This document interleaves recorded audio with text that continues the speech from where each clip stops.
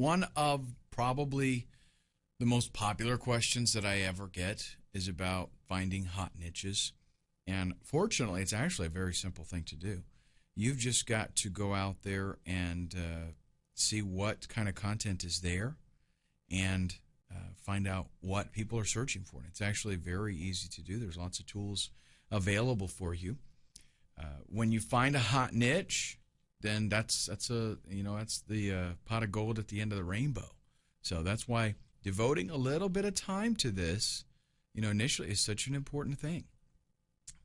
It doesn't take any more work to create a website based around a hot niche than it does to create a website based around a dead niche that nobody's interested in. So you might as well do a little bit of research and do it right the first time so you maximize the value of your site and how much you're going to be able to make off of it. Now, first thing we'll take a look at is about.com.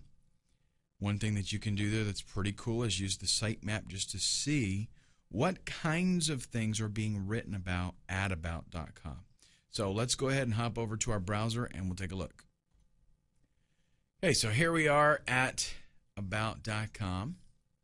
And you can see kind of nice here, actually. They got their topics that you can check out. So tons of different categories.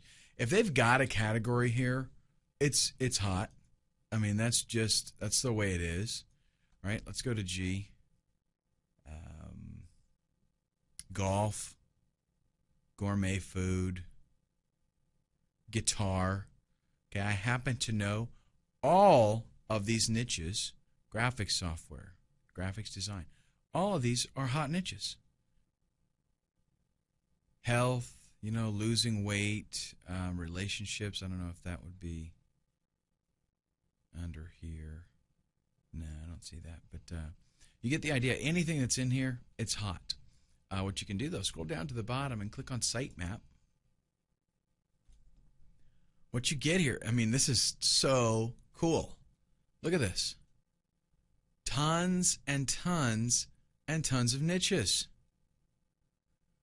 Okay, so what's really nice is, if you don't know of anything you'd want to get into, you can't think of anything off the top of your head, just come here. I mean, bam, that's it. Weight loss pages. That's where the weight loss stuff is at. And look at that, all this content that they've got here. Why do you think they have all this content? Because it's a totally hot niche, that's why. Tennis pages, hot niche. Okay, look at the pages and pages and pages of content here. So, and that's what you're going to find with any of these. They don't make a category for stuff that they're not going to put a whole bunch of content in there about. Okay, camping. Check this out. Bam, it's going to go on and on and on. This is bigger than the tennis list. Look at this. I'm not even a third of the way through. All these articles. Wow. That is a huge niche. So these are tons of ideas for you. Okay, just, if you don't have any hobbies and you really don't care what you do, just start at the top of the list and work your way down. You know what I'm saying? I mean, just go for it. Okay, so that is about.com, and we can use that to get some niche ideas. Let's head back to the presentation and look at some other options. We can also check out Alexa.com and look at their top 500 sites. Why would we want to go to Alexa? What is Alexa? Maybe you don't know. Alexa is a site that basically does research on other websites and ranks them. So how popular the site is. So if you look at a top 500, those are sites that everybody's going to, right? So if you look at the top 500 sites, you're going to get some niche ideas, some things that people are totally interested in. Let's take a look. Here is Alexa.com. And again, it's pretty neat what they do. If I type in YouTube and I click search, what you're going to get is a whole bunch of stats on YouTube. Their traffic rank, number 3. I mean, out of all the websites in the world, YouTube gets the third greatest amount of traffic. Imagine that. How many sites are linking in? 709,000. It's phenomenal, right? Okay, so here we go down to top sites, and let's click on more. And this is the top 500 sites on the entire internet. Google, Facebook, YouTube, we know these, right? Yahoo, these are search engines. Let's keep going. Twitter, social networking there. Amazon, right? LinkedIn, WordPress. These are all, internet marketing related so far. Microsoft, eBay. eBay is like the, I don't care about what they say about Google. eBay is the biggest search engine. Flickr. And, basically what you do is you just go through all of these and look for products. A lot of this stuff is going to, or niches, I should say, a lot of this is going to be social media type stuff. A lot of it is going to be technology-based businesses, things like that. So you do have to kind of wade through it. But this allows you to see, what is it people are interested in? What are they looking for? All right, let's head back to our slideshow. And this next one is, I tell you what, one of my favorites, Amazon. Amazon is literally a stockpile of hot niches. All you got to do is go there and you will find something to get involved in. Even if when I go there, I get like information overload. I get like ideas coming into my mind that I have to totally control myself because so much stuff there. Let's check it out. Now, here we have Amazon, and seriously, I use this for all kinds of research. If I'm going to maybe create a product or I want to get into a niche for flipping, whatever it is, Amazon is the go-to website for finding out what people are into. If we go over to books, believe me, all this stuff here you can get distracted. Go over to books and click books. And we've got here more spring new releases, so you can find out what's coming out, what's new. Over here on the left, this right here, this is worth its weight in gold. I kid you not. New York Times bestseller, best books of 2010. Award winners, all these different categories. Again, if they've got a category here, it's a hot niche to be in. All of these, you can just check them out. They've got some stuff on, you can check out the Kindle bestsellers, best-selling books, new releases in books. Let's check out hot new releases in books, okay? And what you will have here, of course, a lot of these are novels, but just scroll through here and find out what is it that people are interested in. Baseball. Weight loss is always something. There will always be a weight loss, new weight, some kind of diet, something released. That's because that is like big time popular deal. Again, lots of novels. Here is a slow cooker revolution, right? Just go through this list, get some killer ideas. And what I love about it, look at it says, hot new releases, right? What I love about it is this is going to constantly be updating.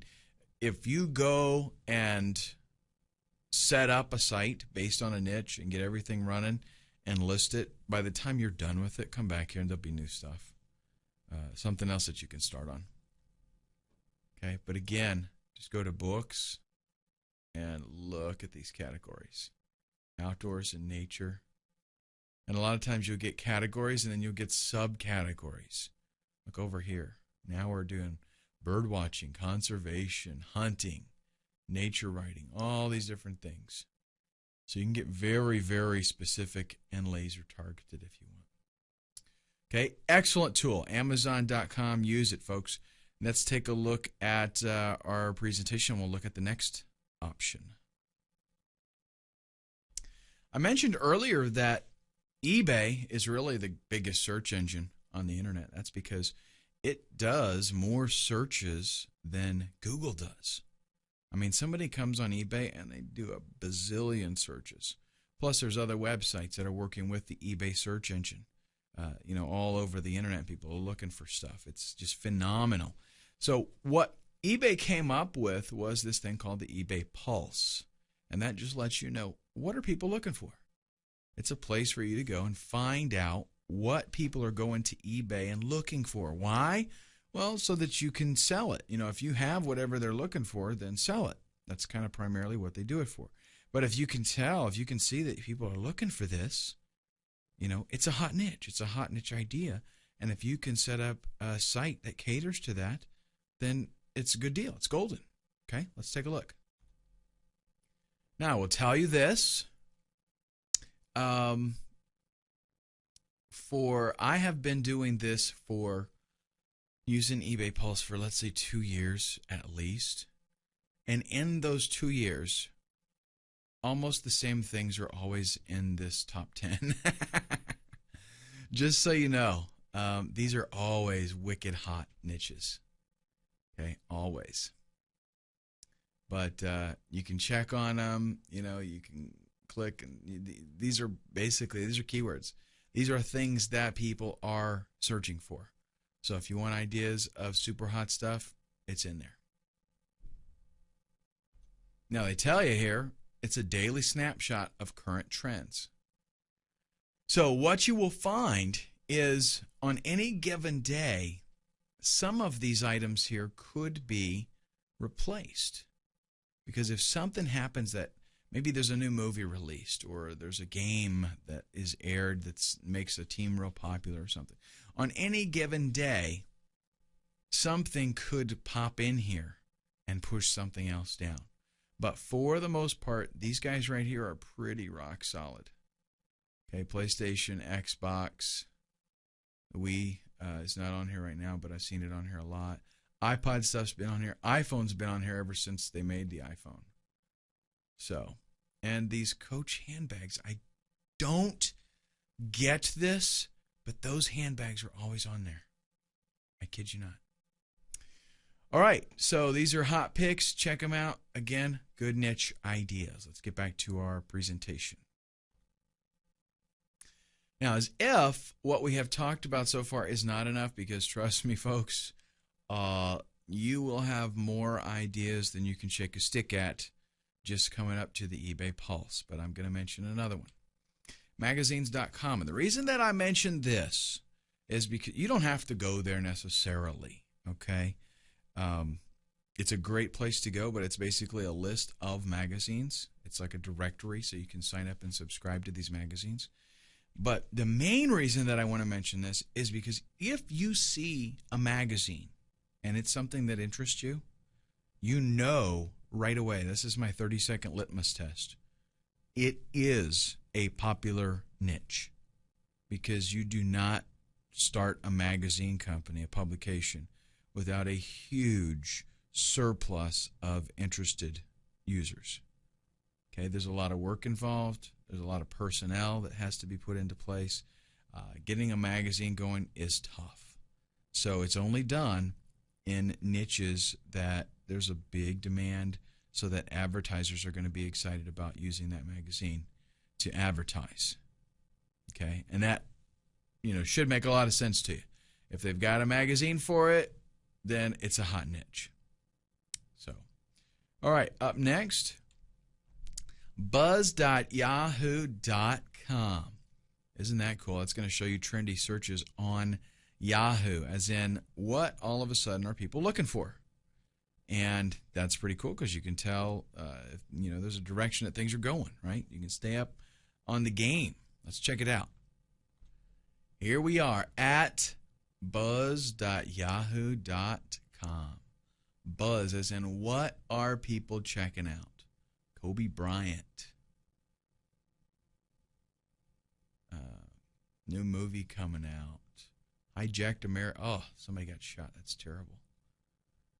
Refinancing bad credit. Hot niche. Very hot niche.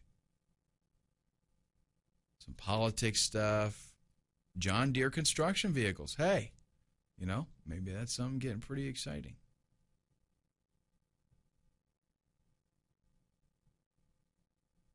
So anyhow, we've got 1 through 15 of 41. I'll just check out the next page. and then we will move on. But you can see just what kinds of things people are looking for. And sometimes something might come up here that just catches your eye and gets you excited, and you know that there's going to be a lot of searches on it. And when there's a lot of searches on something, let's say that a trend starts, right? And people are looking for something quite a bit. If you check this out and you stay on top of it and you catch that trend early and you set up a website with the appropriate keywords and content, Google's going to love you. Search engines are going to adore you. Okay, so that is basically it for the hot niche research that we need to do. And again, trust me, with these tools, you will have no shortage whatsoever of hot niches that you can get in. And you can know, if you found something with these tools, you know it's going to be a hot niche. Absolutely. All right, up next, we're going to start with our keyword research. I'm going to go over some tools that you're going to be using and the kinds of things that we're looking for. Our next step is to do some keyword research, and this is for a couple of reasons, actually. We want to find out and verify that, yes, there is competition out there. There are people that are bidding on the keywords that we're targeting. And, that means that they're willing to pay some money, so that means that it's a profitable niche. Okay, if there's nobody bidding, if you get into a niche or you get an idea and you go into these tools here and you find out that, hey, nobody's bidding. If you go to Google and you type in the keyword and there's no ads, not a good sign, folks. That means nobody's making money at it. And the chances of you finding, an undiscovered market, not good. So we want to verify that there are, things out there that that there are people out there trying to make money with this, and they're making money. And we also want to kind of assemble a list of keywords that we are going to be targeting when we put articles on our website. Okay, because really, the better job you do of this, the better the site when you list it to try to auction it off, the more money you're going to make.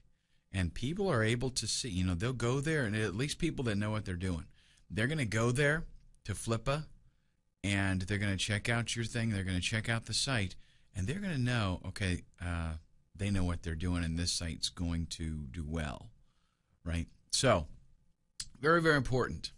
One of the tools that I find invaluable, Word Tracker, essentially gives you some really good keyword information. Okay, and let's just go ahead and go over and take a look at it. You can sign up and get a free account, and all the information really that you need is available on the free account. We're looking mainly for how many searches per day do these keywords give us. Okay, and here is Word Tracker. You are going to want to sign up actually for the free trial, and that'll give you plenty of time to, you get 7 days to try it out, no charge, and that'll give you plenty of time to get going, with probably, depending on how fast you move, you could get a couple of niche sites going. But what you're going to find out is if this turns into a regular, business opportunity for you, and you decide, yeah, this is something I want to do, you're probably going to want to hold on to your account here at Word Tracker. Let's go ahead and click Start your keyword research. And what you want to do is, first off, you're going to find something, maybe you got a keyword idea, right, from your niche research. So you're going to type that keyword idea, and you can be pretty generic here in the box. You can see I've already got one from before, but I'll show you how this works. You type your keyword in there, click Search, and then what's going to happen is it's going to go out and find other keywords that are related. Okay, and you can kind of go through here and get an idea of what kinds of stuff would make sense, right? What kinds of stuff could be sold. Maybe you're going to do, if you're going to do some kind of product or something on yoga, in this case, yoga beginners. Okay, let's do that. Let's do a search. Yoga beginners or yoga basics, anything like that. Click search there.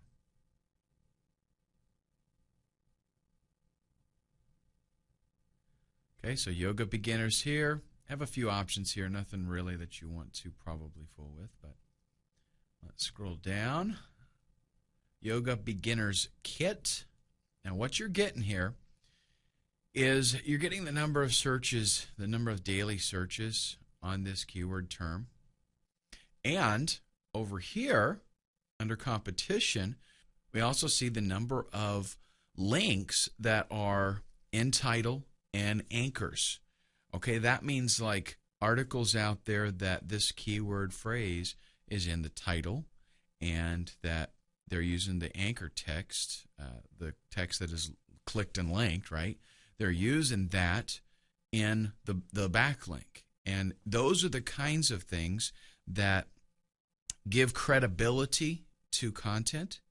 So if you're on another site and you create something and you use Yoga Beginners Kit as your text to link back to your website, and on your website there's an article titled Yoga Beginners Kit, then that gives a lot of weight to that article because of that inbound anchor text and the title of your article, the title of your page, I should say. Now what we're having here is we're looking at a good number of searches with a very low number of competition links coming in. So what we're trying to do with our keyword research is we're trying to see, can we compete? Is there, are there keyword terms that we could beat people out in?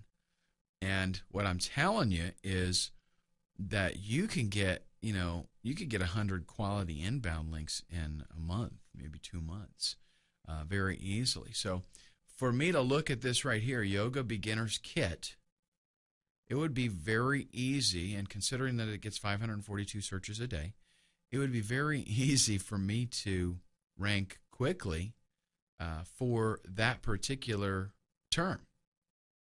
Okay, and you can see we've got a very high KEI score, and that's like, it's a special index that's telling you the ratio of searches to inbound links.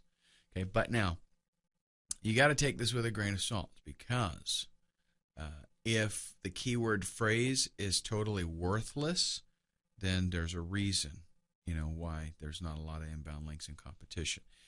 In this particular case, though, Yoga Beginners Kit, I think, is actually a pretty good one.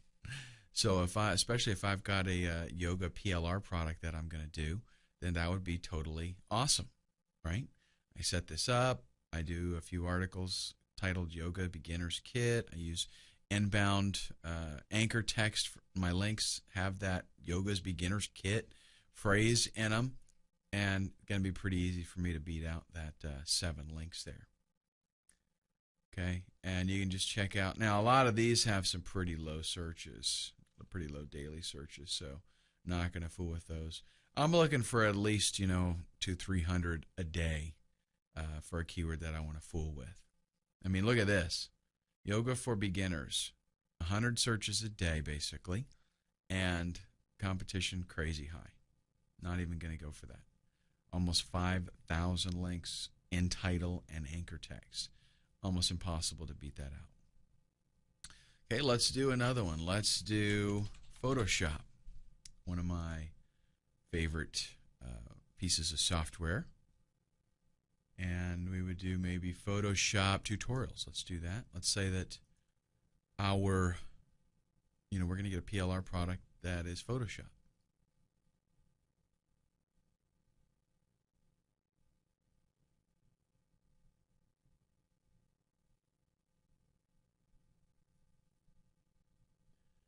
And as I guesstimated here, 1,258 searches a day for Photoshop tutorials, 25,000 links coming in. Crazy hot niche, but very tough for you to do anything with that. Photoshop Elements online tutorials, a fair amount of searches daily, not any inbound tags, so we could rank for that one pretty easy if we were into the Photoshop Elements thing. Now here's one that's not bad at all. Photoshop tutorials for beginners, 230 searches a day and only 60 links. Okay, that's something I could do. I would definitely want to put that on the list.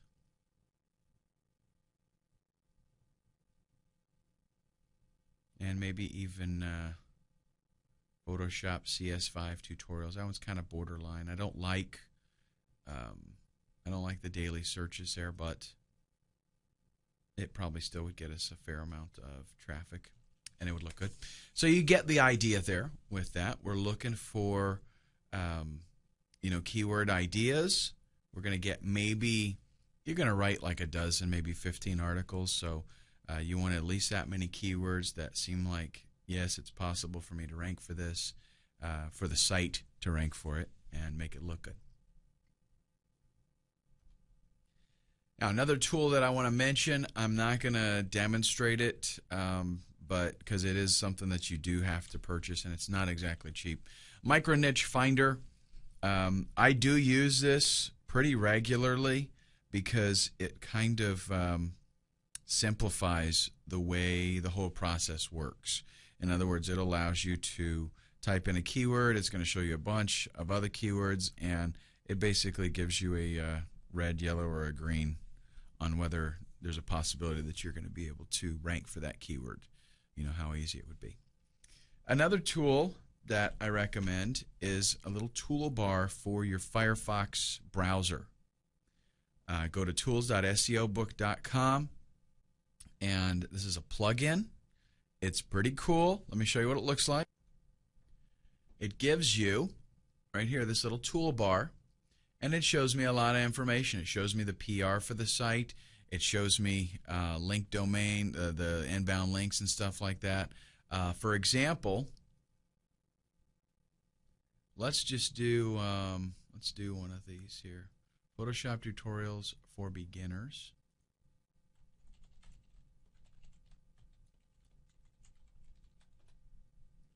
We'll just do one of these, and I will take the first free. Actually, this one would be better. Let's go back to this one. This has the exact phrase in the title.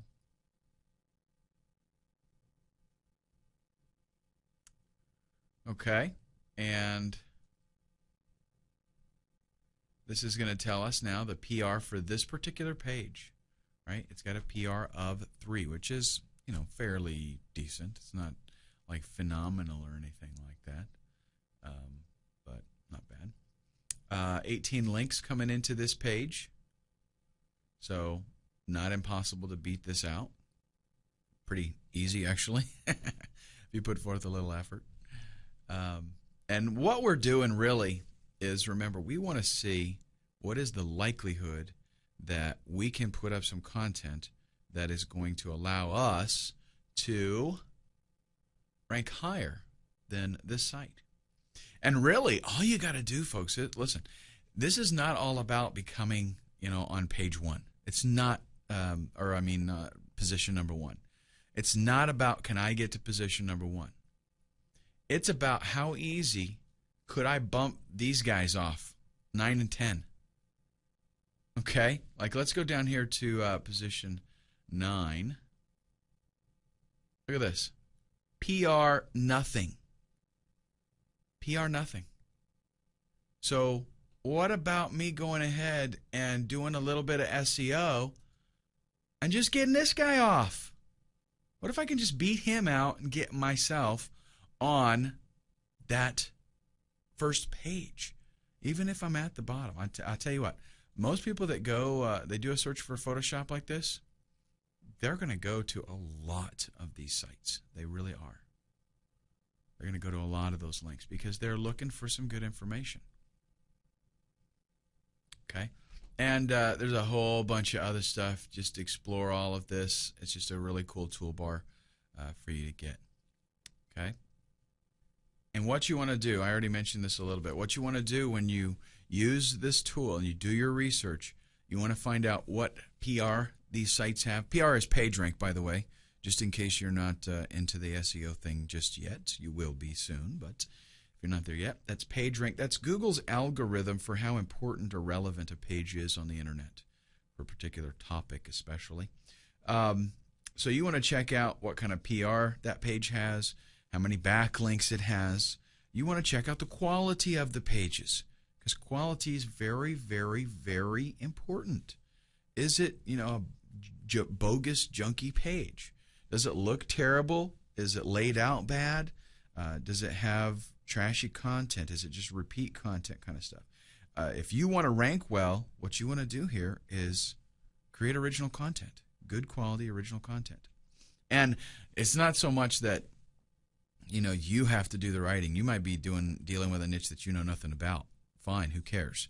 You hire some guy, for $15 to write 15 articles, good quality articles. Find them on Elance or Rent-A-Code or something like that. Using alt tags. What about on the pages, when they have images on the page, are they using alt tags that have keywords? This is a major, what you're trying to do, remember, is how can I beat out these other guys with better SEO? What can I do to make my site more friendly to Google, where Google would like my site better? What keywords are they targeting?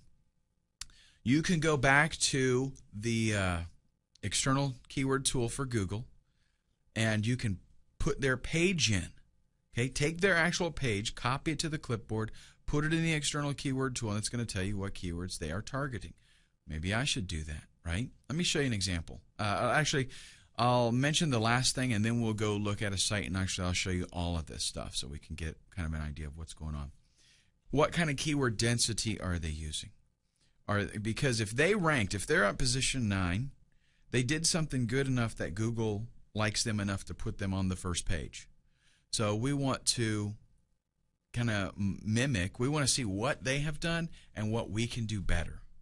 Maybe their keyword density was only 1%. Let's try to bump it up to 2% and see if that's better. What that means is, out of 100 words, if we're going to target 2% keyword density, out of 100 words, we're going to take our targeted keyword and we're going to use it twice. Now, let me give you a little tip here.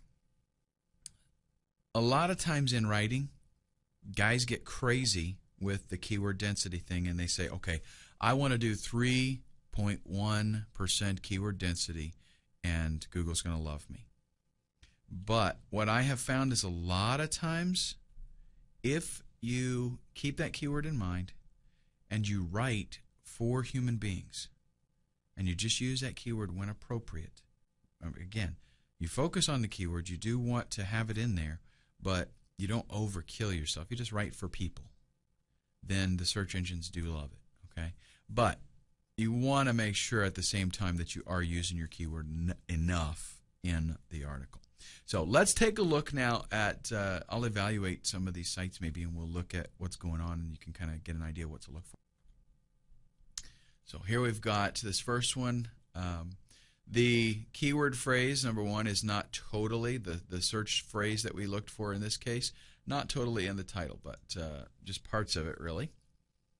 PR is pretty high. It looks, I don't know, it looks like a kind of a decent page. The problem is it's more like a directory. It doesn't have a whole lot of actual text content. And look at this. If I hover over the images, I'm not getting anything. No alt tag being used there. If I wanted to see what keywords were being targeted, I'm copying that to the clipboard. Let's do the fastest way I find to get to the external keyword tool is to just search for external keyword tool, because it's a long URL to actually get there. I'm going to paste that site in there, do my little CAPTCHA, and do a search, and Google's going to go to that page. It's going to say, okay, here's the keywords that I see, and look at this. A lot of irrelevant phrases. How to make a web. How to make website templates. If we're doing Photoshop tutorials, this is not a very well targeted page. How to make web template, text effect. Yeah. it probably wouldn't, the content on there, not very good. Not very relevant, I should say. Let's back up.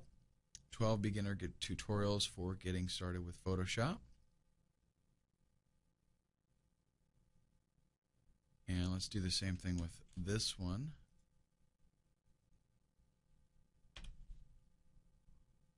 See what it finds with that. Creating a website, a lot of this stuff focused on the creating a website kind of deal. Getting started with digital photography. You know, Google sees a whole lot of stuff on this page, and I'm not sure that it's very relevant. Okay, now they are using the alt image tags on this page, at least sometimes it appears. Yeah. So they are using alt image tags on that one. Don't know how relevant the keyword phrases are. Whoa, hold on a second. Did I just see? Is this the right site? No. It was this one, wasn't it?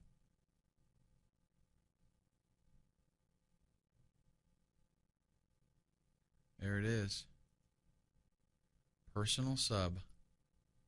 Is that cool or what? I'm going to bookmark that. I got to come back to check that out later. Got to get me one of those. Okay. Let's check out. Really, again, we want to focus on these ones on the bottom because these are the ones that we want to try to beat out. And that's the beauty of this, is it's not all about, oh, you know, can I totally blast these guys and get myself into the first slot there. It's not all about that. Now, they're ranking pretty good for some of these more Photoshop tutorial type of keywords. Not so much. Now, see, they're probably, I don't know, it looks like they're targeting a different animal. At least Google's seeing them differently. They got a PR of 4. Now, that's pretty decent. But look at all the content. See the difference here? Look at all the actual content there instead of just pictures. Let's see if they're using alt tags. They're not. When you hover over an image, that just tells you. If you hover over and there is an alt tag, so see, look at that. I mean, we can probably out SEO those guys. Let's go ahead and go up one more. Now, about.com, man, they're hard to beat out. So we're checking PR, we're checking links, we're checking the general appearance of the site, and does it have good content on it.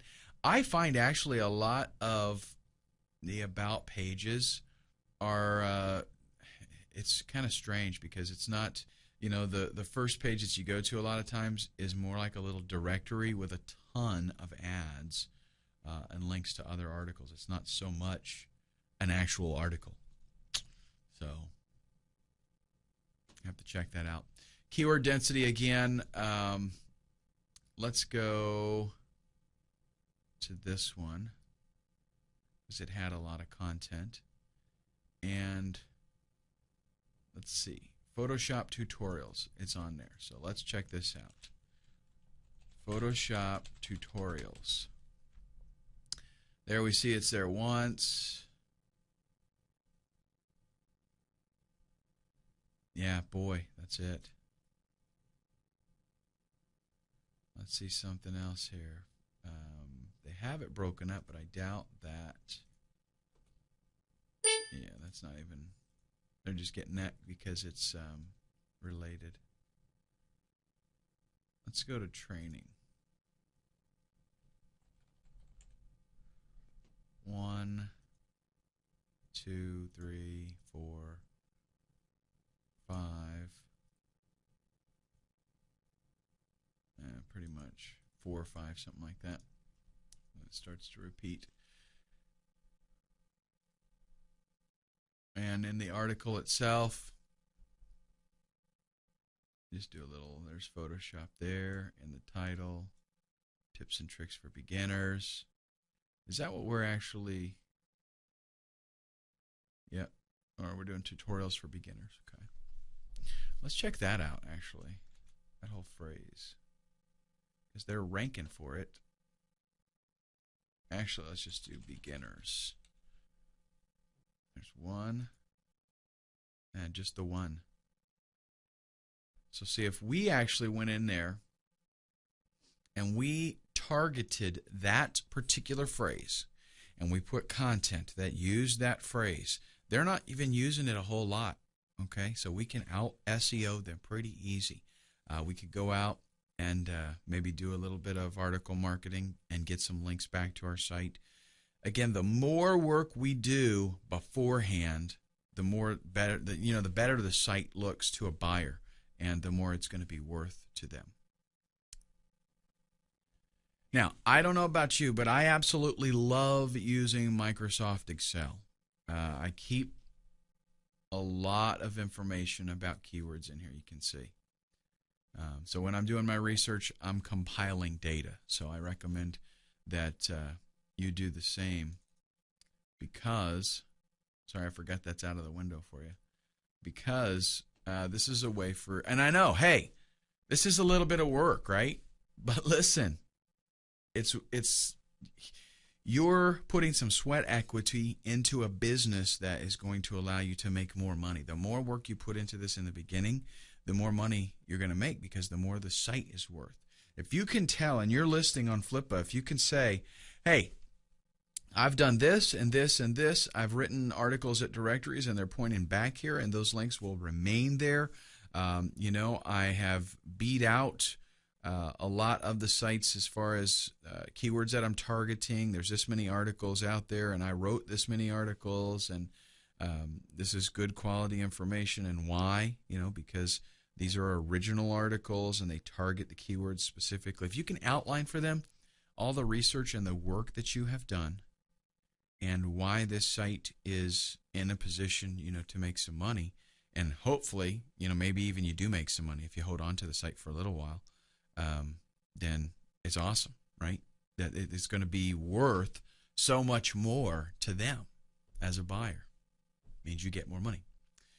All right, now, up to this point, it's been pretty straightforward as far as what we should do for research and picking the niche that we want to be in and making sure that it's going to make us some money. This is what normal people do when they're going to flip sites. But in the next video, we're going to do something that is a little bit different, and it involves PLR products. I want to first just kind of go over what private label rights is so you have a really good understanding. Just in case you don't, just in case you don't know what it is. PLR stands for private label resale rights. It means that somebody creates a product and then they offer it for sale, but in a special, very, very special way. Typically, you go out and you buy a product, right? And you can use that product yourself. You can't then copy the product and sell it to other people, right? Well, with private label rights, you can. You are actually buying the rights to the product so that you can do, a lot of different things with it. In a lot of cases, you can change the title, you can change the content of it, you can put your own name on it, and then you can sell it to other people without having to have actually created the product. That's essentially what you're doing, is buying the rights to it. And don't worry, it is actually totally legal. You can't buy rights to every product. Some people sell their product and that's it. They want to just sell the product to end users. Others create products for the purpose of you being able to buy the rights to it. So yes, a lot of times you have to pay a little more, especially for the good quality stuff. A lot of times this stuff will come with a website, like it'll already have the graphics and stuff.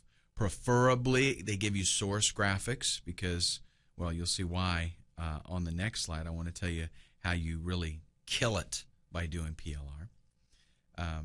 A lot of times it'll even give you maybe a free offer to give away. They'll give you autoresponder emails. They'll give you a whole bunch of stuff. Some sites, like nakedplr.com, for example, will give you just the content. That's it, just like an ebook, or maybe they'll do a video, and that's all you get is just that, and boom, you're set. You go out and you do everything else with it yourself. Okay, but it gives you a huge head start, and it is usually much cheaper than going out and trying to hire somebody to create it for you. But understand that when you buy a private label rights product, you are the owner. That means it is your product, and it's totally ethical, totally legal to put your name on it, or somebody else's name if you want to just use a pen name. You can do whatever you want to with it. Now, you got to check the terms when you buy private label rights products, because some of them are different. They have master rights, and they have regular PLR, and they have, a bunch of different kinds of versions, really, that give you different levels of what you can do. So you do got to check that. But a nice thing, too, about PLR products is, if you're an affiliate for something, let's say, you don't have any control over the price of that product at all. The vendor owns it, right? They set the price. Well, with a PLR product, you set the price. So here's why PLR is bad. Because some guys go out there, they buy the product, they buy the PLR package and they want to sell it. And then some other guys out there and they want to sell it and they start fighting with each other. Okay? So it's a price war, right? And this guy wants to undercut this guy, and so they work it down. And pretty soon you can buy a whole library of crappy PLR for $7. It's just ridiculous. Well, you do set your own price, right? But there's a way around all of that, because most people take the PLR and they buy it, they set it up, and they sell it. And that's it. That's all they do. The secret to making your PLR aspect of this working is rebranding. You're going to take the, actually, let's go ahead and go to the next slide, and we'll talk more in detail about rebranding. You're going to take the content that you get, and you're going to change it up. Now, what that means is, don't worry, it's not a lot of work. It means we want to change the title of the product. We're going to call it something else. Because if everybody out there that bought this PLR package is selling Yoga with Jeremy, and they don't change the title, then now you have like 500 people selling the same product, and they're going to do that price bidding thing, price war, right? Now, if you've got beginning yoga with Johnny Guru, nobody else has that. So when they see 500 people selling this product for $10, and they see you selling your product for $47, they're going to be like, okay, these guys are selling junk, and this is probably this $47 course. This is what I want to look at. Okay, so just a simple thing like changing the title. You might also want to go through there and do a search and replace, and if there's a name in there, change yours out, right? Put your name in there. You can also change the graphics up a little bit. Now, the reason I mention this is because sometimes a PLR package will include a website and maybe an ebook design. The really good ones include source graphics for all of that, because you need to be able to tweak it. Change the colors a little bit, maybe swap out the graphics to it. Now, what I'm going to do is actually I'm going to show you a PLR package that I purchased, and then I'm going to show you the changes that I made to it and how just a few little swapping out things makes it a totally different product. Now, it's not going to be a Photoshop tutorial, okay? I'm not going to go through all this stuff about Photoshop and how you do all this stuff. This is about site flipping, okay? But I am going to show you the before and after, and we'll talk about what the differences were. It's amazing how just a few things that you change give you a totally original product that nobody else has. And the thing is, it's so stupid. Nobody does this. You know, nobody goes out there and they want the easiest buck that they can make, so they buy the PLR. They don't do any work to it. They throw it up, and then they gripe about the fact that 500 other people are selling the same thing. Okay, so the key here is the rebranding. Then do your own little spin on the content. Actually read the ebook and, maybe do a little bit of editing. Put some things in your own words. Just make it a little bit different. If it comes with a website that has a sales page, definitely go over that sales page and change it up. Customize it. I would much rather start out with, a 1,500 word sales page, and I go in there and just read it and tweak it to make it my own, than have to write it from scratch. I guarantee you that. I mean, it's a lot more work writing it from scratch. But truly make the package your own. Try to do, every little thing that you can do just to make it different than everybody else that's selling the PLR. Okay? So let's go ahead in the next video, and I'll talk to you about a PLR product that I grabbed and the changes that I made to the graphics and things like that. And you can see, how big a difference it makes. Okay, so here is a PLR product that I purchased, actually in a package of PLR products. It came with, graphics and content, things like that. Everything basically ready to go, PSD format. That means, for those of you that don't know, PSD is a graphics format for Adobe Photoshop. And that just means you get the actual source graphics, and then you do with it what you want. Okay? And this right here is a template that came with the package that is an e-cover, kind of e-book looking thing, for like a DVD case or something, or you can make a little book with it or something like that. And this is the graphics that came with it. You'll notice, and again, this is not going to be a Photoshop training, folks, okay? I am just going to show you that what I get here is all the different elements.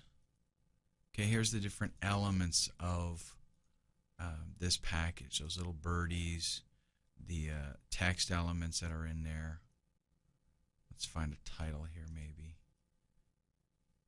The coins on the ground. Okay, they're all, the treasure chest, they're all little elements that are all different. Okay, and then put together, it's called a composition. It's a bunch of different things together, makes one, final visual product here. Well, here's what I did. And again, just go in there, tweak some things, change the title. It took me about 15-20 minutes. Bam. Okay, completely new product. I changed the title to Twitter Traffic.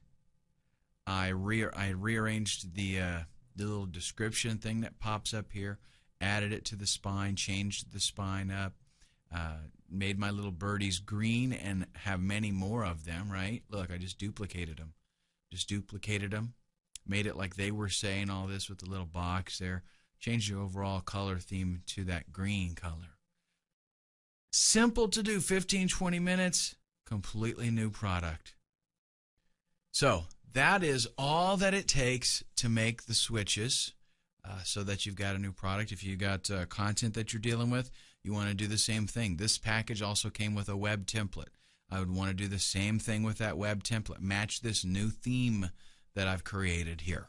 And if there's sales copy, I want to go through that. I want to configure that so that it's more customized towards me. Okay, you can throw in some of your personality, stuff like that. But the bottom line is, this is actually not very difficult to do, and it totally sets you apart. So now you're going to have this product set up on your new website, and you're going to set that on Flippa, and bam, it's like somebody can walk in to an instant website and product with content, and it's all customized. They're the only ones truly that really have that exact product. All right, up next, we're going to go through the process. I'm going to tell you basically what it is that you want to do to get your website up and running after you've got the product all customized and ready to go. Simple website process here, but a few tips that I do want to give you so that you don't it doesn't come back and bite you later on. First off, you need to register a domain utilizing keywords. Okay, you did your keyword research. Try to get some of those keywords in the domain. Or if it's a new product that you made, right, with the PLR thing or whatever, the new title that you've got, see if that's available, maybe. I always recommend try to stick with the .com as the suffix there, because those are the best selling. Now, you want to sign up for a brand new monthly hosting account. Here's why. You don't want to put this on your own, maybe you've got a hosting account with unlimited domains, blah, blah, blah, and all that stuff. That's great and fantastic. But you want to offer the flexibility that the buyer on Flippa is able to literally take over the account without doing anything. They don't have to download and upload nothing. They don't have to change any information. Other than changing the registrar information, but that can all be done right there in the hosting account. Okay, so once the transaction's over, you give them all of the information that they need to log in, and they can update their own registrar information there on the site. But that's all they can do their own payment information, everything. It's literally just a little swap, and that's very convenient. Okay, once you get that up, then you're going to upload your site. You want to set up everything and make it fully functional. What that means is very simple. Do PayPal, right? PayPal's super duper easy. Configure a PayPal buy button. Do the download page, thank you page, whatever. Just make everything where it really works, just like it's supposed to. It's turnkey. Somebody comes to the site, they click the buy button, they pay, they get taken to the thank you page. It just works. Okay, make sure all of that works. If there's an autoresponder, if there's an opt-in box on there anywhere, make sure that that's plugged into your autoresponder so that they can see, bam, this really is set up, functioning, everything works. And then all they've got to do is come in and make changes to maybe the PayPal button. They create their own PayPal button, and they make changes so that it goes into their account when the purchase is made. But that's the only change that they have to make, right? Okay, you want to test everything. You don't want, as people are going to check out your site when they're on Flippa. They're going to go check it out, and if stuff's not working, then they're not going to be impressed. Okay, and then you want to blog. 10 to 15 keyword-rich articles. These articles do not have to be in-depth. They don't have to be long by any means. 300 to 400 words, that's not a lot of writing. It's not difficult. If you found out that somebody that ranked well is using a 2% keyword density, then make sure you use a 2% keyword density. You have to be really careful with, Google will actually penalize you if you use too great of a keyword density. They're going to assume that you're doing keyword stuffing and spamming. So if you've got a 300-word article and you're using your keyword, 50 times, they're going to be like, okay, no, you're cut off. Thanks, bye. So, with blogging, let me just give you some. This is not really about article writing, but I want to give you some pointers. It's not about SEO, but again, I want to give you some helpful info. When you pick your keyword, let's say you get your dozen or so keywords that you've decided to target. You're going to pick one keyword. You're going to write one article about that keyword, and the title is going to have the keyword in it, the title of the page. Any headers on the article itself, you want to have the keyword in there as well. You want to maybe bold or italicize that keyword at least once or twice in the article. I suggest you do use images and use the keyword as the alt tag in the images.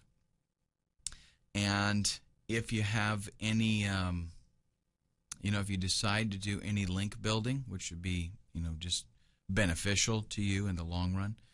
If you decide to do any link building, make sure that you use that same keyword with anchor text back to that specific blog post. Okay, and as far as the blog goes, let me mention this. I suggest that you use WordPress, set up a blog on the site, and make the permalinks so that the title of the article is in the permalink, not just a number, a page number. By default, WordPress uses those page numbers for the permalinks, and that is not very keyword friendly for search engines. So you can change that though, and WordPress has like a million pages of documentation, so you can figure out how to do that. But just as a word to the wise. And then I suggest that you use Google Sitemap and do a submission.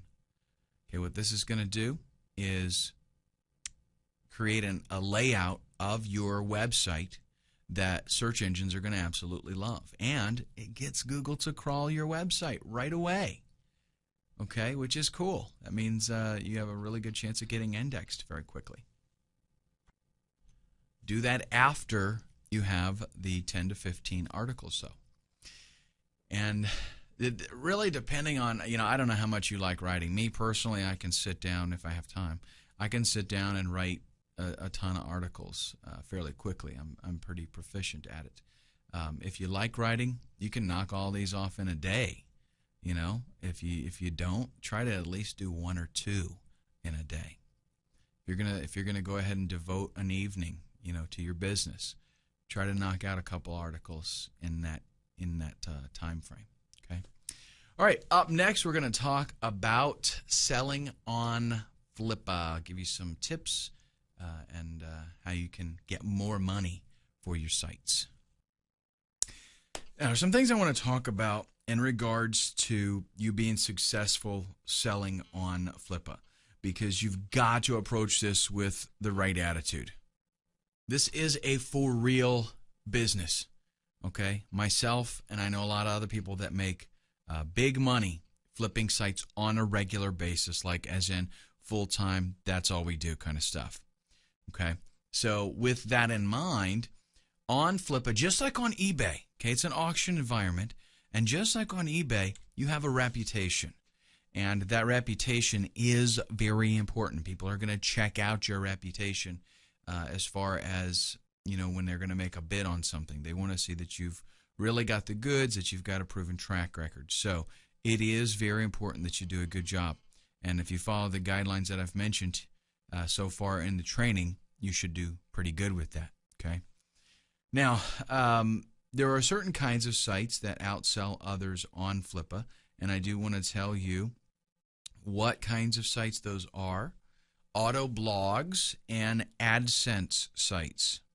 Now, what that is, an auto blog is like it's got a piece of software that it just creates content from grabbing other content on the internet.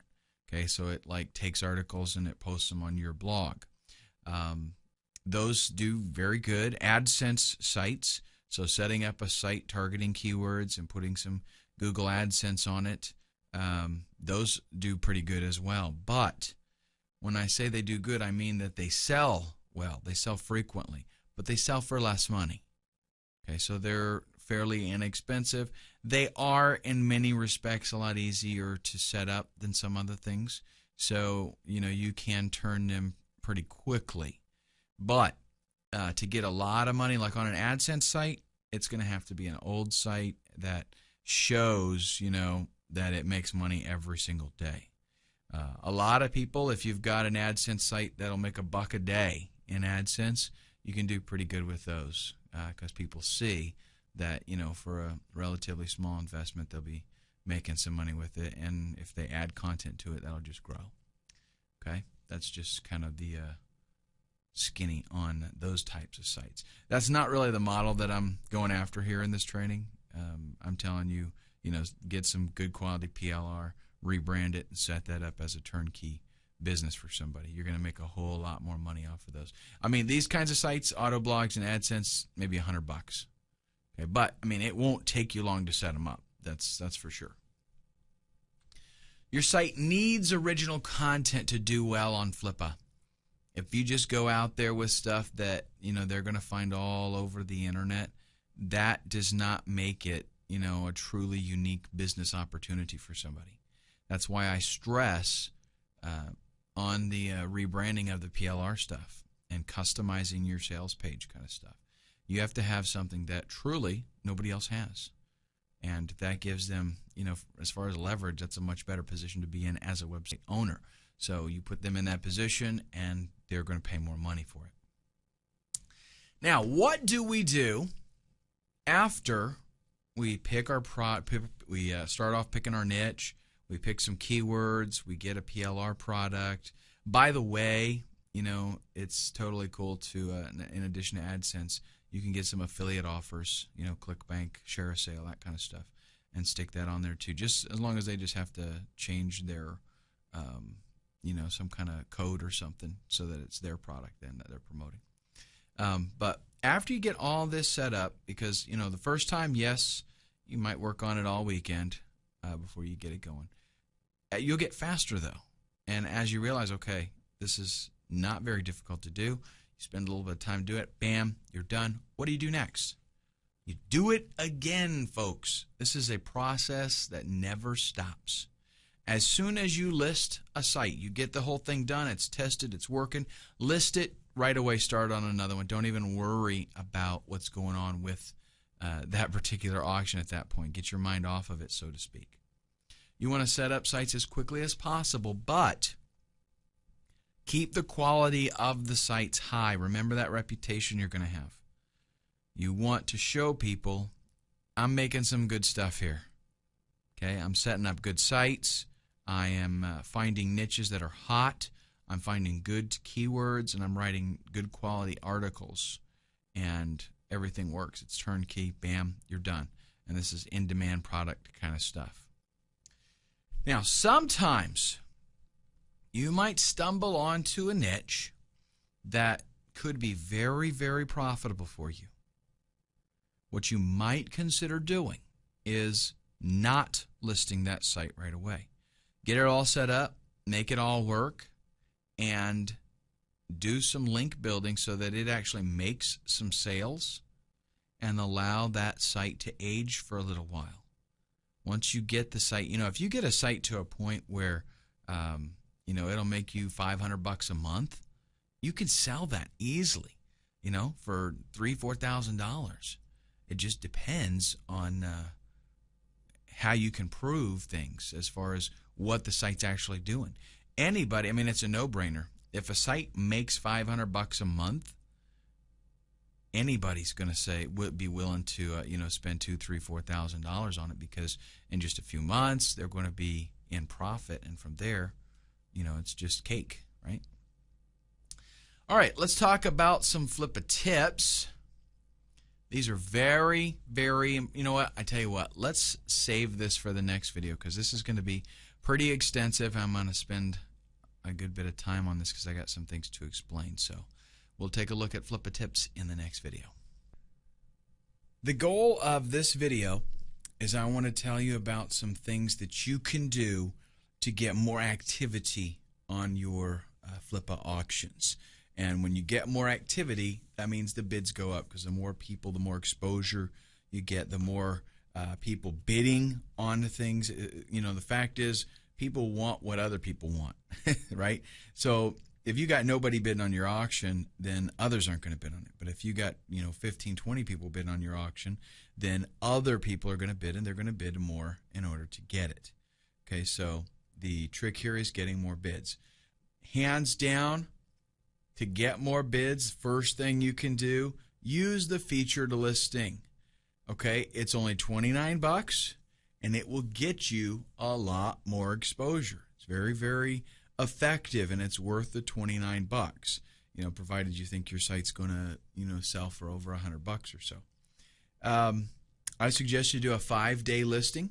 Start at $1 and no reserve. That makes things very, very appealing to people. They figure, okay, I've got an opportunity to get in here pretty inexpensively, and that gets you initial bids, and then those initial bids in turn get you more interested bids.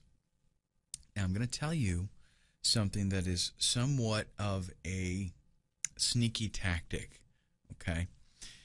If you're new to Flippa, when you create your auction and people bid on it, those bids actually have to be approved by you, okay, initially when they first are made.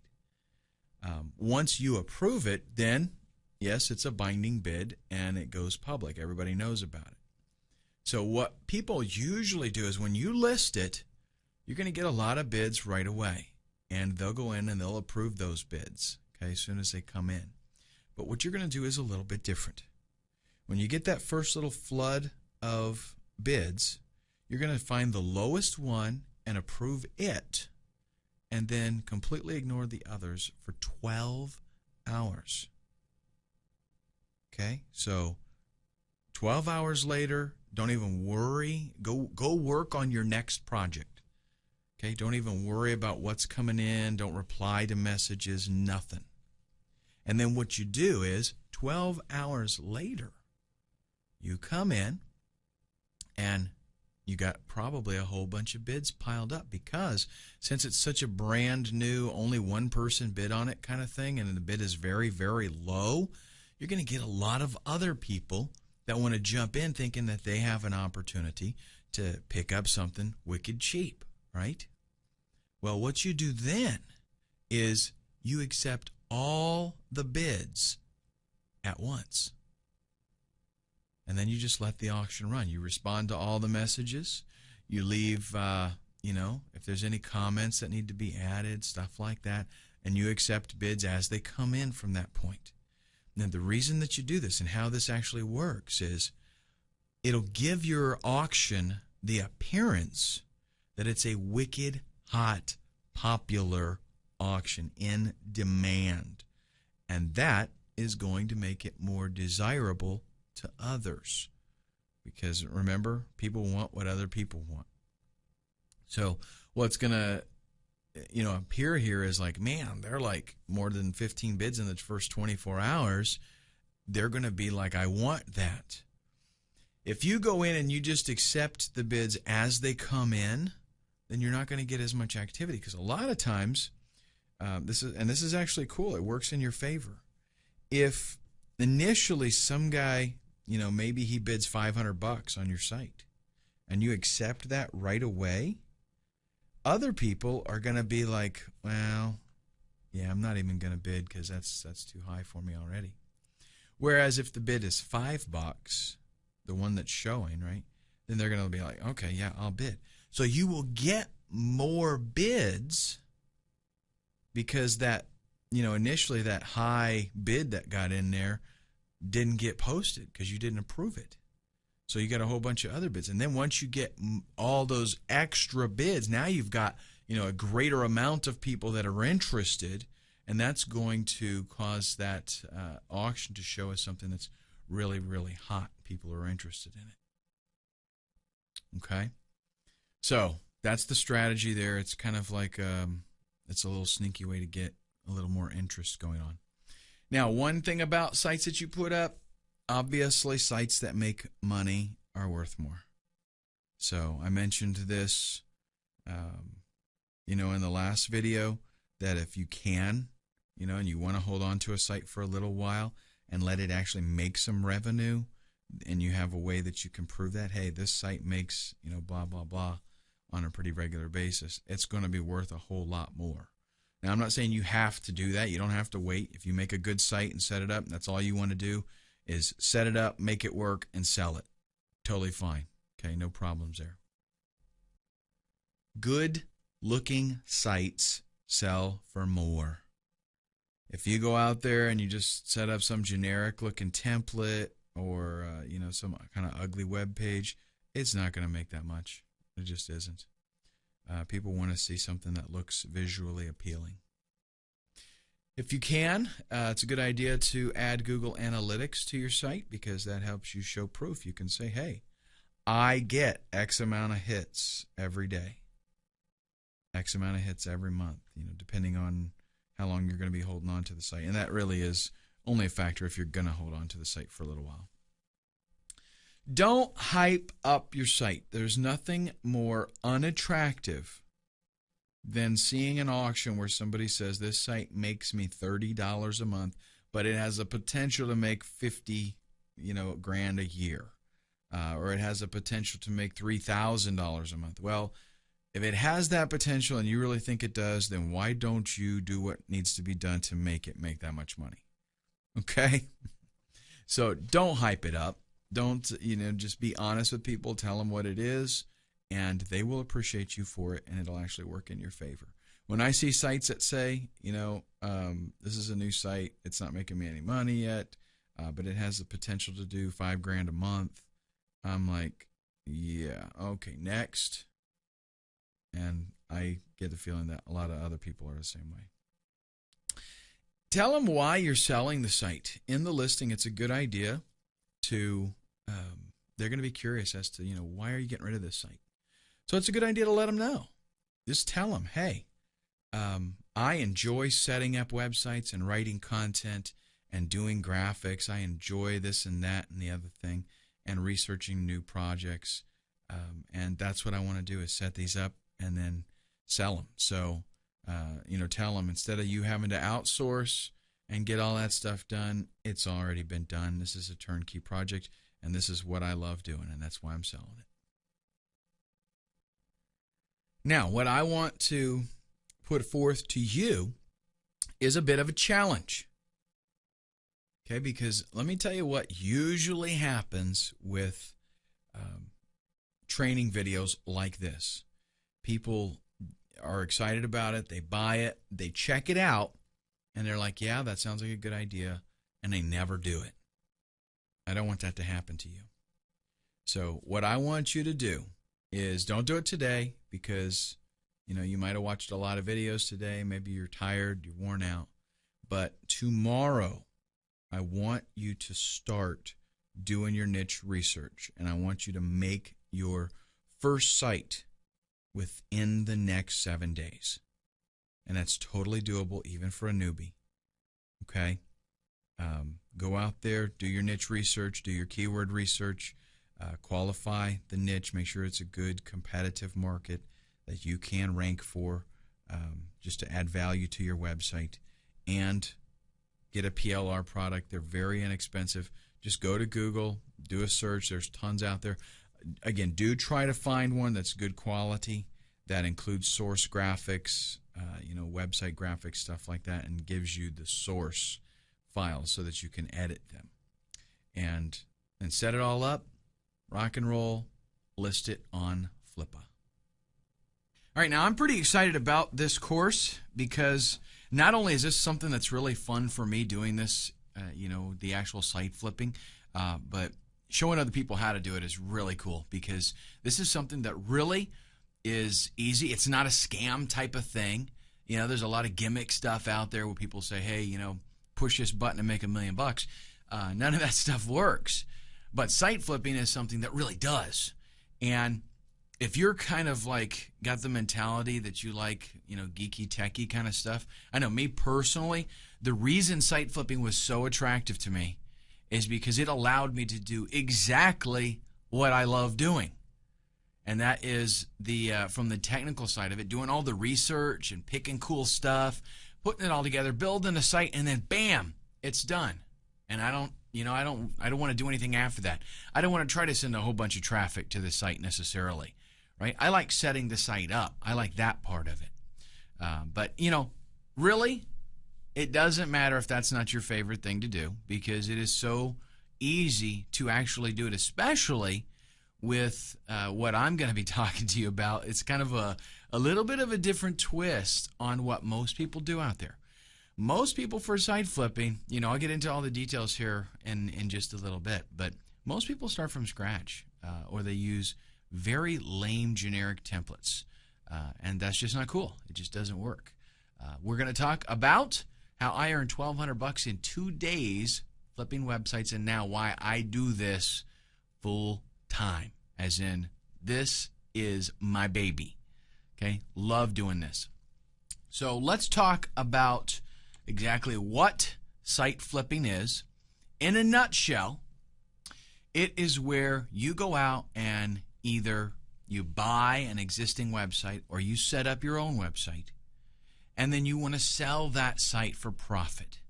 So your goal is get the site and then sell it to somebody else and make some money. The way that you do that is by improving on the site. You have to give it more value. You have to make it worth something. An idea isn't worth much. Okay, but something tangible, something that's ready to go, that's worth something. What we're going to be talking about doing here is literally taking an idea, taking a niche, finding a hot niche, and then getting a product for that niche and setting up a website that literally is turnkey. In other words, somebody can come along, they can buy your site. All they have to do is maybe update, the PayPal link code, that kind of stuff. And they are going to actually have a business already set up and ready to go. If they send traffic to it, bam, that's it, makes money. Okay, really, and believe it or not, this is pretty simple to do. And the reason that it's so cool is because a lot of people, there's a lot of newbies out there. And there's also a lot of people that maybe they're not newbies, but they don't want to, mess around with all the technical stuff. And what they end up usually doing is outsourcing it. They end up outsourcing somebody to set up their website. They outsource somebody to create content for them. They outsource somebody to, connect all the dots and make it where it actually works and does something. And then they send traffic to it. Well, what you're doing is you're saying, hey, I'm just going to do all that for you. For one price, you just pay. This is already done. You don't have to wait and screw around with waiting for people to contact you and telling them how to do this and that, and waiting. You gotta. That's one thing about outsourcing. You got to coordinate everything with everybody, right? Because you got a guy doing graphics, you got a guy writing content, you got a guy doing the web programming and all that kind of stuff. Forget it. You're providing something that is ready to go, turnkey. They buy it. Like I said, all they do is update their payment information on the site, and bam, done deal. And a lot of people are willing to not only pay what they would pay for outsourcing, but they're willing to pay more, a premium, because it's already done. That cuts out all of their management that they've got to fool with. So it's already set and ready to go. Now, we're going to be focusing on Flippa. There are other sites that you can use if you want to, but the reason that we're focusing on Flippa is because it is a huge site. Okay, but basically, it is an auction-based resource for buying and selling websites. So let's say you are looking for a website that's already, up and running. You want a domain name, you want some content there, that kind of thing. You go to Flippa, you do a little poking around, and you find something, and you can bid on it. They also have buy it now options there. So sometimes people can list with a buy it now price, and you just buy it. And as a site creator, which is what we're going to approach this from, you go there and you list your website in an auction environment, and people are going to bid on it. And I'm going to show you at the end of this training, I'm going to show you some killer tricks to get tons of rabid buyers bidding on your auctions, on your websites. Okay. In our next video, we are going to take a look at the business model overview. I want you to have kind of a heads up as far as what we're going to be dealing with and what the different videos are going to be about. So I'm going to give you kind of a brief description, and then we will jump right in. Now, I want to talk to you briefly here about what we do after the sale, and I want to mention some things that you can do to, make a little bit more money in the whole process here. It's actually, there are some great opportunities that you have to increase the amount of money that you make outside of just the sale price. So let's go ahead now and look at one of my favorite ways to make a little bit of extra income, and that is being a hosting reseller. Let me tell you what this involves and how you would go about doing it. It's not really that difficult. First off, what a hosting reseller is you go to a big hosting company, like HostGator, for example. You sign up with a special reseller account. There's no cost to do this. And what that reseller account allows you to do is set up other accounts and then resell that. It's kind of like you're your own hosting company. So when your customers would come to you, they sign up for an account. They don't know that you're actually just reselling for HostGator. So it's a little bit better than an affiliate relationship because, if people stick with you, then you have the potential there for recurring income on an indefinite basis. Okay? So the thing is, like with, let's say that you did some kind of just an affiliate thing and recommended hosting to somebody, you might get $50 out of the deal, maybe even get $100. But over the long run, being your own hosting company, you stand to get a whole lot more. And it's not expensive, folks. I'm talking you can pay $20, $30 a month for a reseller account, and you can just sell tons of accounts on that. So what you have to do first is you set up your reseller account. Now, the reason that we're talking about this now is because you have to get this set up before you flip the site, before you even make the site, in order for this to be very appealing and attractive to them. Because what we're going to do is typically you sell a site and they've got to get it switched over to their account. They've got to copy stuff over, and it can be quite a bit of work. Well, you can actually circumvent all of that by doing the preparation beforehand and getting your reseller account set up. So you sign up for the reseller account, and then what you can do to kind of sweeten the deal is you can offer 3 months of hosting with the sale. So they buy your site, they're going to get 3 months of hosting. What that's going to do is help them to be lazy and not worry about transferring the site. So they're just going to leave it there, and they're going to keep working on it. And after 3 months, it's going to be like, who cares? Just leave it there. Then you can either hit them for the monthly fee, or you can charge them for 6 months, even a year of hosting up front. And it's nothing to pay $100 for a year of hosting. So if let's say you got $100 for an AdSense site, then you're going to get another $100 by hosting it for them. Double your money. So you can go to HostGator and you can sign up with a reseller account there. They provide a billing system called WHMCS. This system is really, really cool because it will do everything for you. It'll take care of the billing. If you've got, let's say you got a merchant account through Authorize.net, a credit card processor, you can set that up in there. Let's say you want to use PayPal, you can set that up in there. And it'll take care of doing the billing, like sending customers invoices when it's renewal time and managing domains and all that kind of stuff. It's a really cool, powerful package. What you do is actually you will set up your reseller account. You will have WHMCS installed. And once you have that working, then whenever you're going to do a new site, you create a new customer. So you create the customer, you give them a hosting plan, and then you register that domain that you're going to flip. And, I'm talking about if you're starting over from scratch, right? And then whenever a time comes to sell that, flip that site, you are so set because all you have to do is go into the customer account, change the name to the person who just bought it, send them the details, and they can actually log in right there and manage everything.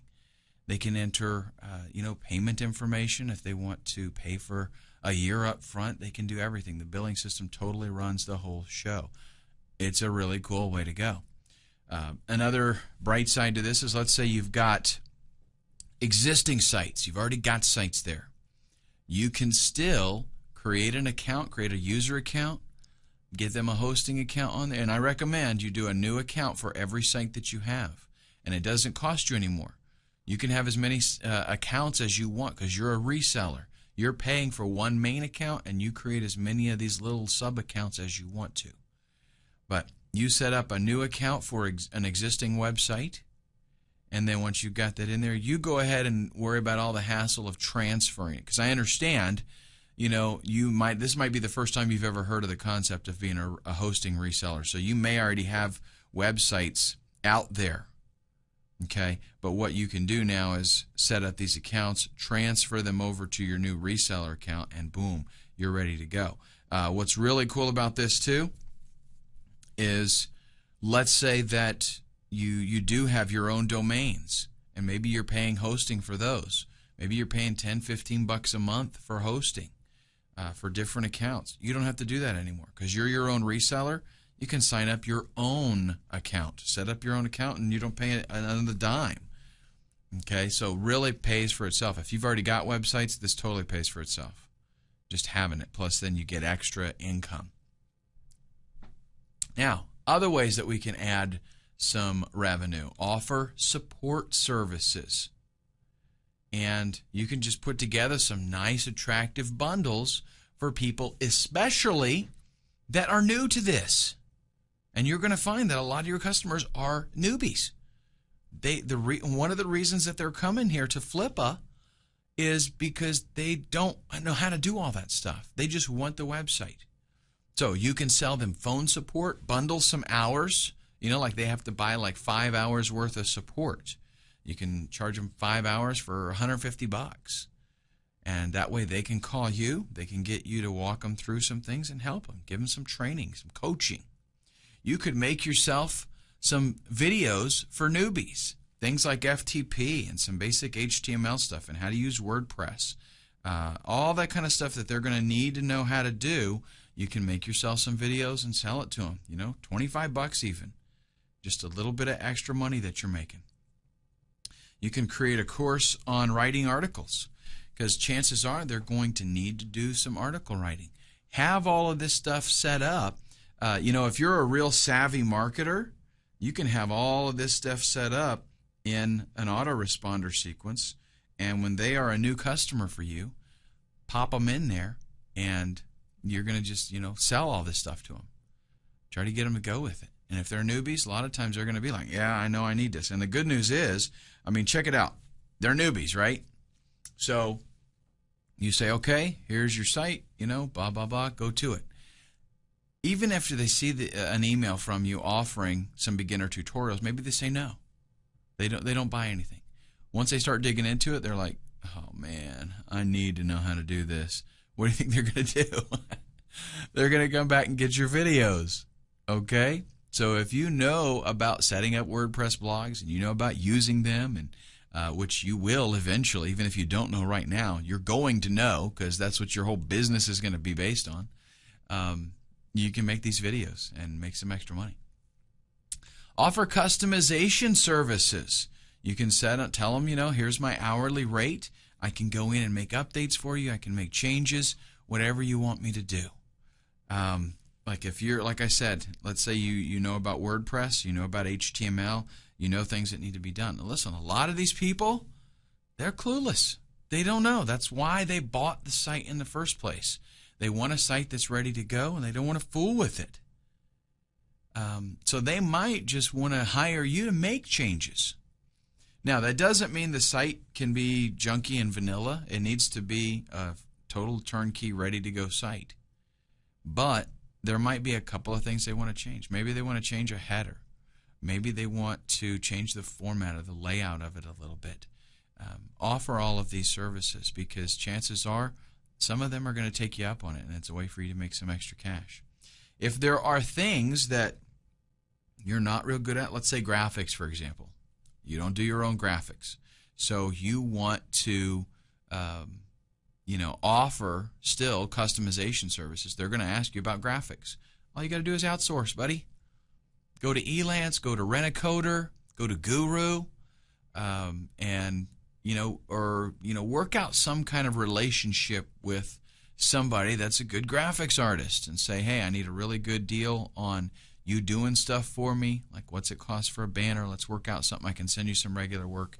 And then when your customer says, hey, change this, and some of that stuff in there has to do with the graphics, bam, you just mark it up. You do something that is fair and for your management aspect of it, and you have your buddy overseas doing the graphics for you while you're taking a nap. Now, we also have the actual transferring of the site, and there's some things that I want to go over with you briefly here, because if they don't do the hosting deal, if they say no, I'm going to put it on my own account and I'm not going to continue hosting with you, you're going to have to do some stuff. And even if they do that, you're still going to have to transfer the domain. Transferring the domain typically takes about 30 minutes if you're able to do it yourself. If you got to coordinate with them or work something out with them, sometimes it can take a little bit longer. But it involves unlocking, domains and pushing them and all this kind of stuff.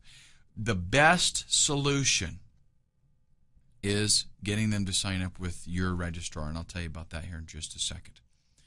If you got to handle everything, it'll only take you about 30 minutes to transfer the domain. But for that to propagate the internet could take a few days. Now, typically, I see it working in about 2 hours most of the time when I make changes. But I have seen it take 6-7 hours, and I have heard DNS nightmares of a few days. So what happens there is when you change a server, when you point it somewhere else, when you point a domain somewhere else, that information has to go through all the servers on the internet, and sometimes that takes a while. So, and sometimes it can work for you and not work for your customer yet because the changes haven't hit their ISP's servers. Okay. Now, what you have to do, the best option, like I told you, is just simply pushing the site, pushing the domain name. The way that is done is you have them sign up at your registrar. So whoever you're using, let's say you're using Enom, the domain's registered there at Enom, have them sign up at Enom, at your registrar, because then usually all you have to do is push the site to them. You're just transferring ownership of it over to their account, and usually there's not going to be any charge for that. So we don't have to worry about, a transfer fee. If they're signed up with your registrar, boom, it just gets pushed over. I know with Enom, it's a piece of cake. I go in there, I've got, I have a reseller account, and I manage around 3,000 domains. But whenever I want to transfer a domain to another Enom user, just select it, push, type in their ID, and boom, done. Now, what you will want to do is give them FTP access, possibly. You don't have to. You might be leery of doing that, but you can set up an FTP account and give them access so that they can go in and they can grab files that they want to. Again, this is assuming that they're not going to host with you, so they've got their own account. They can go in there and they can grab it. Give them 10 days. Say I need you to have this off of there in 10 days so that I can close that account. Now, there's a lot involved in transferring a site. That's why I say if you have it on your account, on a reseller account, and you can offer them the convenience of just continuing that, a lot of times they're going to take it because it's a lot of work, and you're about to see how much work it is. I mean, it's not that it's really hard. I can do it now fairly quickly, but there are a lot of steps, and to a newbie, it's going to seem very overwhelming. Okay? You've got to copy everything that's in the public HTML folder, so you've got to download that.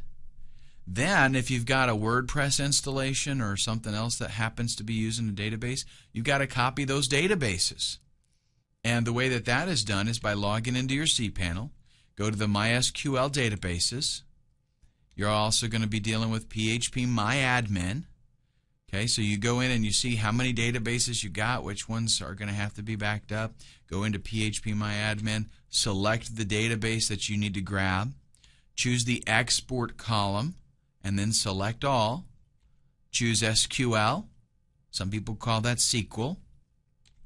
And then save as a file, and then click Go. What that does is back up the database. It gives you a copy of the database. Then you'll have to go to the new server and import the database.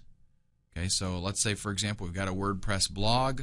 It's got content on it. We want, maybe it's even got users signed up, comments, all this kind of stuff, and we want to transfer all of that. So this is the way that we have to do it.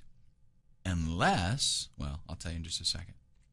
You're also then going to need to have WordPress installed on the new server already, and then you go into the wp-config.php file on the new server and update those database details, username, password, database, all that kind of stuff, after you have done the import. So it's going to go in then and grab the information, and everything should work, fine and dandy. Check this out, though. That's a lot of work. If you're going to be flipping sites, I totally recommend that you get a product called WP Twin, because what this does is, you may not be aware of this. If you do use WordPress, there's a backup feature, an export thing in WordPress. That does not give you everything. That does not fix your problems, believe me. Okay, it doesn't back up everything. If you use WP Twin, though, it is used to clone databases, WordPress databases. So what you can do is literally, check it out. Do a Google search for WP Twin. Watch the guy's video. He made this plugin type of thing. It's like a script. And all you do is upload a file to the old server, run the file, it backs everything up. Grab that. All you have to do is then go to the new server, just create a database, just a generic database. It doesn't matter. And then a WordPress installation, sorry. You create the WordPress installation, then you copy a little file up there and copy the backup up there. You run that file, and it replaces everything in the new installation with the old one. Boom, you just moved the whole WordPress site. And I do mean everything. Everything. Really awesome. Saves me, I couldn't even tell you, hours that program saves me. Now, some other things that we might want to consider. Do we have any email autoresponders on this site? Okay, are there email messages in a sequence or something? We're going to want to talk to them about that. Maybe give them copies of those email sequences so that they can put them on their autoresponder. Let them know which autoresponder service you're using, so that if they have an Aweber account, they'll be able to just update some stuff, create a list, update some numbers on the page, and boom, everything still works for them. Are there any special directories, maybe applications that you have running, or other things that wouldn't normally get backed up in the public HTML, like special scripts or something? Those are things that you'll have to consider so that you can get those moved correctly. Are there any redirects set up on this page? A lot of times, affiliates will set up a redirect page that is going to, so that you can give out something that doesn't look like an affiliate link. It looks just like a here's mysite.com recommends, If you have something like that, you're going to have to configure that also. Let them know about that so that they can make updates to it, so that they are, signed up as an affiliate for whatever offers those are. Also, do you have any cron jobs that are required to automate some processes? Now, a cron job is something that goes into your cPanel, and it's a special command that you specify how often you want it run, and then it'll run them. Maybe it's to do a database compact, or to send out emails, or check users, whatever. There's all kinds of things that cron jobs do, backup things. So what you got to do is go into your cPanel, go to cron jobs, and see if there are any cron jobs there. If there are, you're going to want to copy those and have them installed on the new server as well, so things keep running. Okay, especially if it is something that has to do with delivering files, or doing billing stuff, all that. A lot of times those have cron jobs. Now, what you can do is, of course, offer a lot of the services here to them for an additional fee. Tell them, I will move all this stuff over for you. And you got to kind of feel out the customer. They might expect you to do that anyway, but really they're just buying the domain and the content that's on it. So them actually getting it over and installed on their server, their hosting account, if they're doing it that way, that really is their responsibility. So, as a business owner, you got to feel things out. Is it worth making a bad customer relation here by not helping them, or that's assuming that they expect you to help them. Most people, though, do understand that they just bought the site and they got to move it over. So you can offer these services for an additional fee to help you make a little bit more money and take advantage of your time. And also, like I said, you can alleviate a lot of this by having it set up on a reseller hosting account where you can make additional revenue residually by just having them kind of take over the account. And that's definitely the preferred method. Okay, so good luck with your site flipping. And again, folks, just get on this. That's the best way to start making money, is to actually put your foot forward and put your foot on the floor, put the pedal to the metal, get going. Fortunately, what we're going to be doing actually can be laid out, in a step-by-step kind of process. And it's something that really one person can do fairly quickly, as a matter of fact. I would say probably the first time you do this, it'll take you a weekend. Okay, so, if you're working or whatever, you got a regular job, you don't have to spend a whole bunch of time on it. You can do one of these in a weekend your first time. Honestly, if I'm really looking to move quickly on something, I can do it in like 2 evenings. Okay, and for the most part, a lot of that, granted, it's because I've been doing this a lot. I've been doing it a long time, and I really know what I'm doing, and I'm proficient in all of the programs that I have to use. But, you can get there fairly quickly. So let's go ahead and take a look at an overview of what is involved. I want you to know, beforehand, like it's good to have like a bird's eye view, right? So you can tell this is everything that is going to be involved, and what puzzles fit where, so you can kind of see the big picture. First off, we want to find a hot niche. So we've got some research that we're going to be doing. I'm going to show you tools that you can use, places that you can go where you can find out what people are looking for, because this is probably the single most important thing that you do. Okay, and really in any internet marketing type business, but in this especially, is you've got to find what people want. Let me tell you a quick story. If you go out and find something that you think is really cool, but nobody else is interested in it, you're going to spend a whole bunch of time putting together something that is going to be worthless. Okay, and let me tell you the story to illustrate it. If you go out and go fishing, and I don't do a whole lot of fishing, okay? I used to. When I lived in Florida, I did a lot more fishing. I don't do so much now, but I do know this about fishing.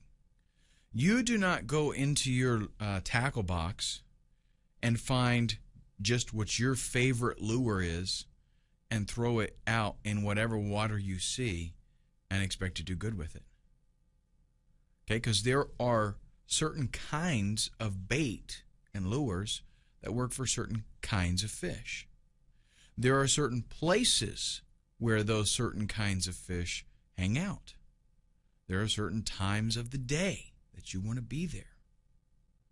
All of that comes into play to help you select what it is that you're wanting to target and how you will target it. Right? You don't go out and pick the lure first and then hope for the best in the water. You say, okay, I'm going crappie fishing, or I want catfish, or I'm going to try to get some trout or sailfish. Or, you're going to pick what it is that you're looking for, and then you will tailor everything around that.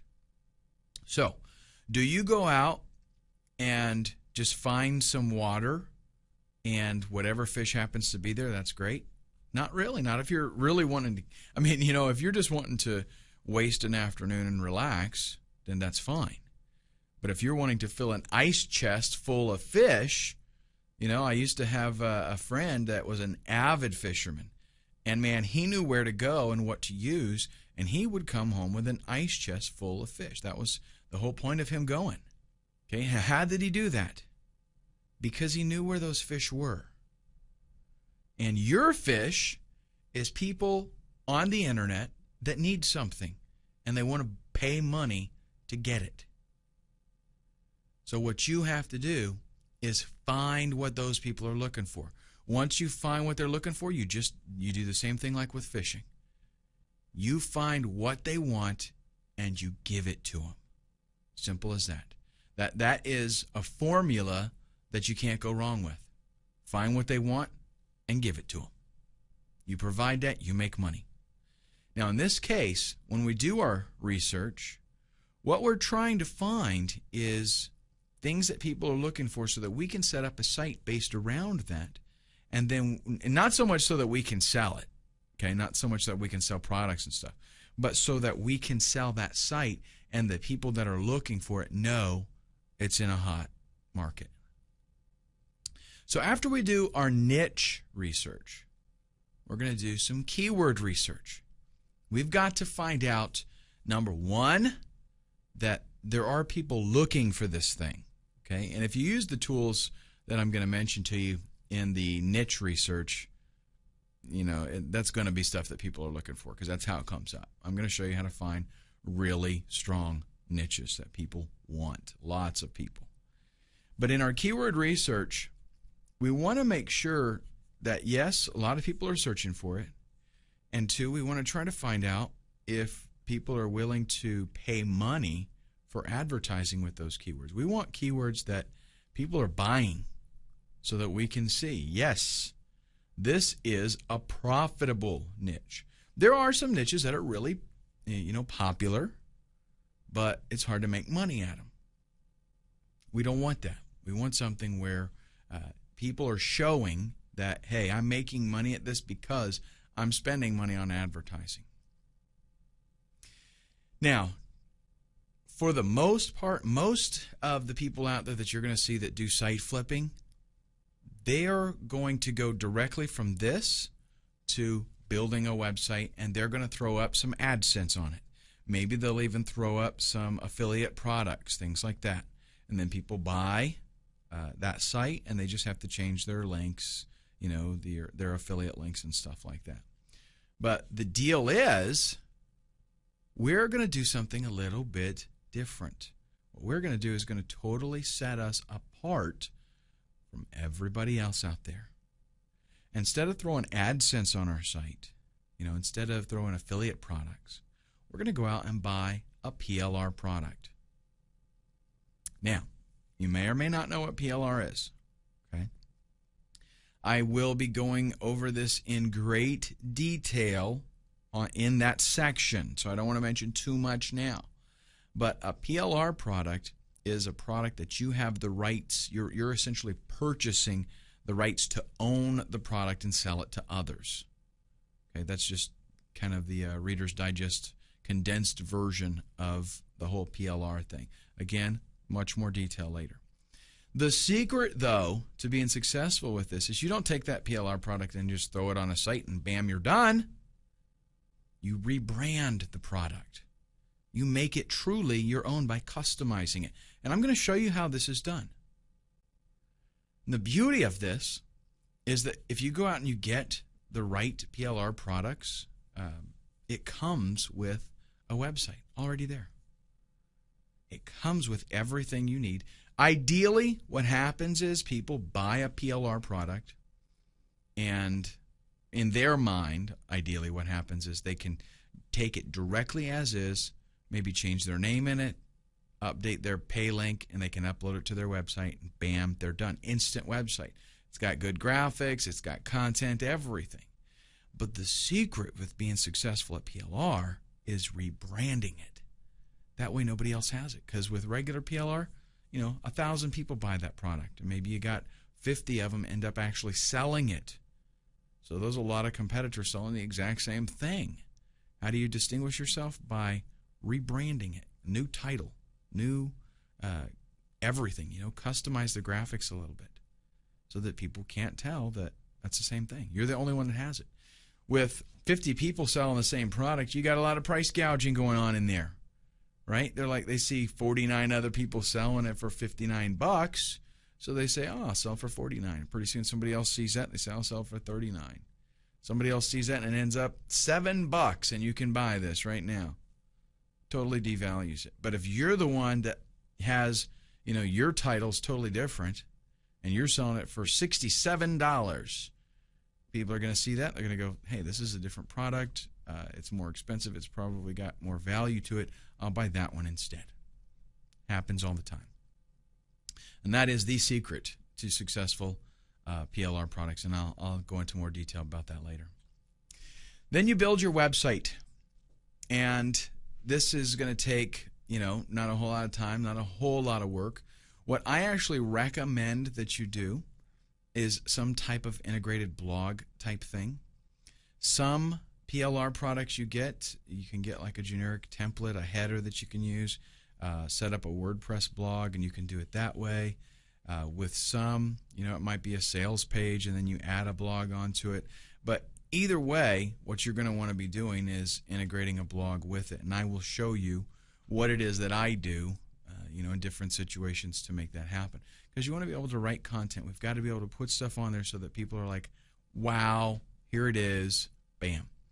And, you want the search engines to be attracted to you, and you do that with content. You set up a sales page, and that's it. Search engines don't like that. They're going to be like, wow, mini site, whoop-de-doo. But you start adding a bunch of content, and they're like, okay, I got you. This is cool. And by the way, there's a lot of different things that you can do. Like, let's say that you get a PLR product that does not have graphics. It doesn't have a website. You can set up your whole, your website as just a blog, and I'll show you even how to set it up where the front page is a static page. That can be your sales letter, and then the blog is kind of an add-on type of thing. It's pretty cool, actually. So you set that up. You get everything working. When at the phase of building a website, there's a whole lot involved. Okay, this is where you would make sure that your buy buttons are working, and if you got to set up PayPal or whatever, that's all going to be done through there. Okay, and then we put that website on Flippa.com. We set it up to sell as an auction. And what happens next? Simple. Rinse and repeat. All you do is, if you've got, and there's a couple ways that you can do it. Actually, if it's a real hot niche, you might want to let that website age for a little bit and just keep adding content every week. Write another article or something. But if you're going to build it and then turn around and sell it right away, that's totally cool. You can make really good bucks for that because, like I said, people are looking for instant turnkey done already. But what you do is when you post it for the auction, just go right back and start on the next one. And hopefully you can get another one ready to go before that auction is even over. That's right. All right, in the next video, we're going to start at the beginning here with hot niche research, and I'm going to show you some tools that you can use to find some killer niches, and we'll even do a little bit of hands-on where I will use them, and I'll kind of just show you around the sites and show you things that you can find, and that'll be in the next video.